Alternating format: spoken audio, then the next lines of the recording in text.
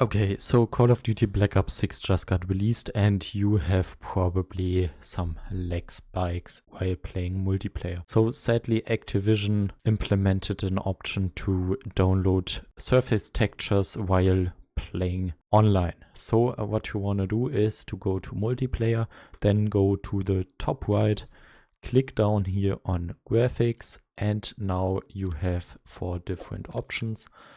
We want to go to the quality tab and go all the way down to on-demand texture streaming. Probably it's right now on optimize as default on your computer. So as you can see on the right, surface textures are downloaded from the internet as you play the game, necessary to provide color details on surfaces. You can set a daily download limit. So that's exactly what we want to do. So click on it and now select minimal.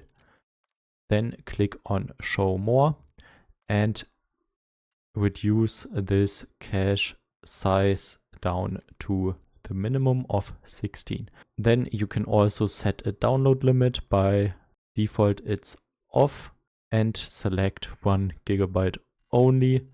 It's probably on 10 or even higher on default. I hope this video was helpful for you, and if you also have the problem to level too slow in BO6, please click here to get a full loadout to level faster in Black Ops 6 multiplayer.